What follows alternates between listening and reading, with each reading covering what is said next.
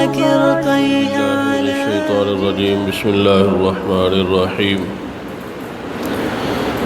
يا بني إسرائيل اذكروا نعمتي التي أنعمت عليكم وأني فضلتكم على العالمين واتقوا يوما لا تجزي نفس عن نفس شيئا ولا يقبل منها شفاعة ولا يؤخذ منها عدل ولا هم ينصرون. صدق اللہ العظیم. گزشتہ رکوع کے اندر اللہ رب العزت نے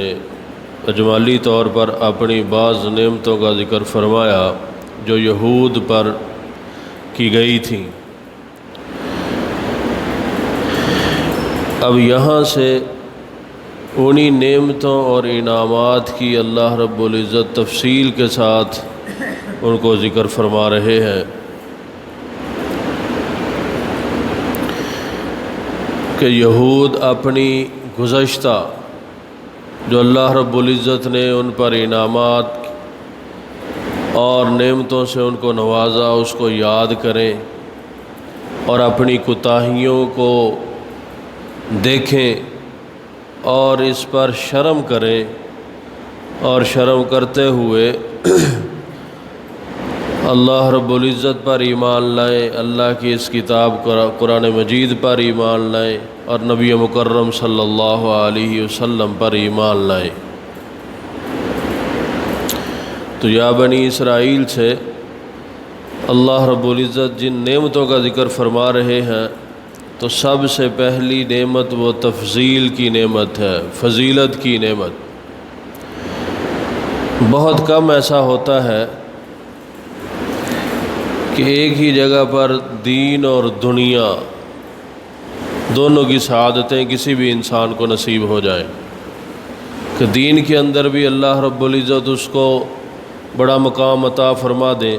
اور دنیاوی طور پر بھی اس بندے کو یا من حیث القوم اس قوم کو بڑا مقام نصیب ہو جائے. یہ بہت کم ہوتا ہے. لیکن بنی اسرائیل کو خطاب کر کے اللہ تعالیٰ فرما رہے ہیں کہ میں نے دنیاوی اور دینی دونوں طور پر دنیاوی اور دینی دونوں کی سعادتوں سے تم لوگوں کو نوازا، کہ دنیا کی بادشاہت بھی عطا کی اور ساتھ ساتھ دین کی نعمتیں، یعنی تم میں سے تمہارے آباء و اجداد کو نبی بنا کر بھیجا. تو حضرت داؤد علیہ السلام، حضرت سلیمان علیہ السلام بنی اسرائیل میں سے تھے، وقت کے بادشاہ بھی تھے اور اللہ کے نبی بھی تھے. اور اسی طرح حضرت یعقوب علیہ السلام سے لے کر حضرت عیسیٰ علیہ السلام تک تقریباً 2000 سال کا عرصہ بنتا ہے. اس عرصہ میں اللہ رب العزت نے کم و بیش 70,000 نبی بنی اسرائیل میں سے مبعوث فرمائے، اور یہ بہت بڑی سعادت کی بات. تو اس پر اللہ رب العزت ان کو یہ تفضیل والی نعمت یاد دلا کر فرما رہے ہیں کہ میری اس نعمت کو یاد کرو. یہ کسی کے لیے بہت بڑا اعزاز ہوتا ہے کہ جس کو میں اتنی بڑی فضیلت سے نوازوں اور تمہیں یہ فضیلت حاصل ہے.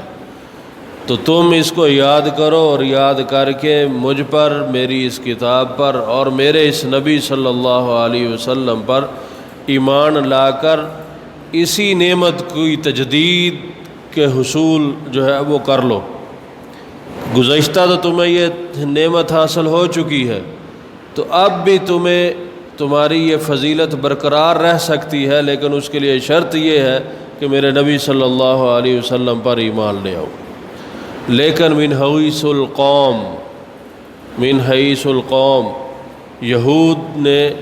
جو ہے وہ اس کا انکار کیا، کفر کیا اور آپ صلی اللہ علیہ وسلم پر ایمان نہیں لائے، جس کی بنیاد پر یہ قوم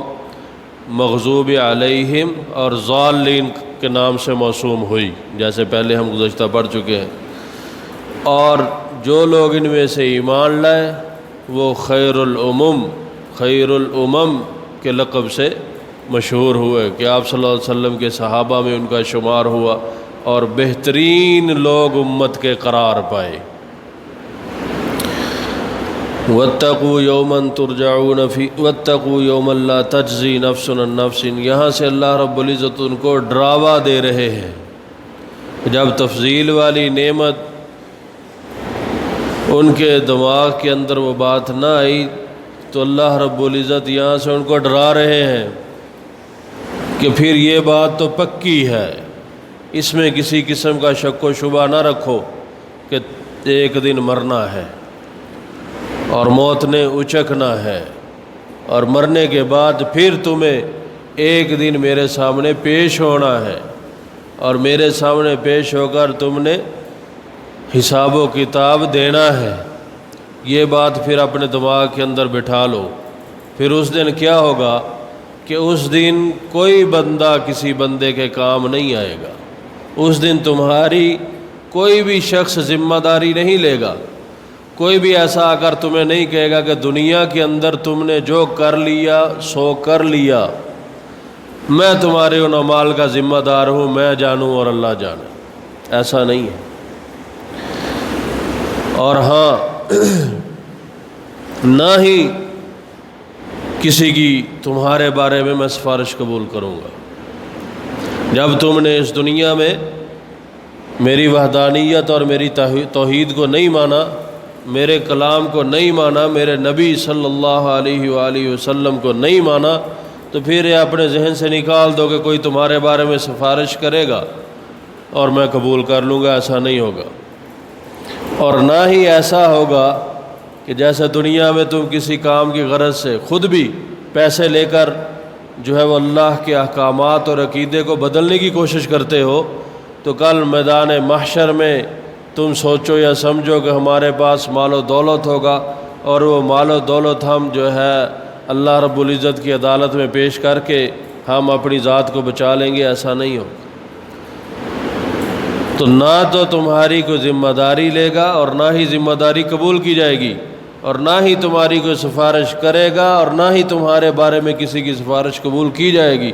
اور نہ ہی مال و دولت دے کر وہاں پر کوئی چھٹکارا ممکن ہے، بلکہ ناممکن ہے کہ کسی بھی صورت تمہاری جو ہے وہ رہائی ہو سکے اور تمہیں جو ہے وہ کوئی میرے عذاب سے بچا سکے۔ تو اس لیے یہ ابھی سوچنے اور سمجھنے کا وقت ہے کہ تم ان چیزوں سے باز آ جاؤ اور میرے نبی صلی اللہ علیہ وسلم پر ایمان لے آؤ، میری وحدانیت پر ایمان لے آؤ اور قرآنی احکامات پر ایمان لے آؤ۔ اس سے ان کا جو ایک عقیدہ تھا یہودیوں کا، اس کی اللہ رب العزت نے تردید فرما دی۔ وہ یہ کہتے تھے کہ ہمارے آباء و اجداد نبی ہیں، ہمارے بڑے اللہ کے نبی گزرے ہیں، وہ کل میدان ہم جو بھی اس دنیا میں کرتے رہے، ہم بے شک اس نبی پر صلی اللہ علیہ وسلم پر ایمان نہ لائیں، ہمیں کوئی فرق نہیں پڑتا۔ ہمارے آباء و اجداد وہ نبی گزرے ہیں، وہ اللہ کے بڑے قریبی گزرے ہیں، تو لہٰذا ہمیں اس چیز سے کوئی فرق نہیں پڑتا، ہمیں وہ خود ہی اللہ سے بچا لیں گے اور اللہ کے عذاب سے محفوظ کر لیں گے۔ اس کی اللہ تعالیٰ نے تردید فرما دی کہ ایسا کوئی معاملہ نہیں ہوگا، ایسا کوئی چکر نہیں ہوگا۔ اگر تم میرے نبی صلی اللہ علیہ وآلہ وسلم پر ایمان نہیں لاؤ گے تو تمہارے بارے میں کسی قسم کی کسی بھی صورت میں تمہارا چھٹکارا نہیں ہوگا اور تم میرے عذاب کے مستحق ٹھہرو گے۔ تو اس سے صرف کافروں کی شفاعت کی نفی ہے، اس سے کلی شفاعت کی نفی نہیں ہے۔ گناہ گار مومنین ان کے بارے میں جو آپ صلی اللہ علیہ وآلہ وسلم کی شفاعت کا ذکر قرآن پاک اور حدیث متواترہ کے اندر موجود ہے، اس کی نفی نہیں ہے۔ مومن جو اللہ کی وحدانیت پر، نبی مکرم صلی اللہ علیہ وآلہ وسلم کی نبوت پر اور آپ کے آخری نبی ہونے پر ایمان رکھتا ہے اور قرآن مجید کے احکامات پر ایمان لاتا ہے کہ جو کچھ ہے یہ برحق ہے اور اس کے احکامات پر عمل کرنا ہماری ذمہ داری ہے، تو ایسے مومن کے لیے وہ بے شک گناہ گار ہو، کل میدان محشر میں نبی مکرم صلی اللہ علیہ وسلم کی ہمیں یہ یقین ہے کہ وہ جو آپ صلی اللہ علیہ وسلم اپنی امت کے بارے میں امت کے گناہ گاروں کے لیے شفاعت فرمائیں گے، اللہ تعالیٰ اس شفاعت کو قبول فرمائیں گے اور بخشش سے نوازیں گے۔ ترجمہ سن لیں۔ یا بنی اسرائیل اذکروا نعمتی التی انعمت علیکم اے بنی اسرائیل یاد کرو تم میری ان نعمتوں کو، میرے اس احسان کو، انعمت علیکم جو میں نے تم پر کیا، وانی فضلتکم علی العالمین۔ آگے تفصیل سے وہ سارے انعامات مذکور ہیں، یہاں پہلا جو انعام ہے وہ اللہ تعالیٰ ذکر فرما رہے ہیں،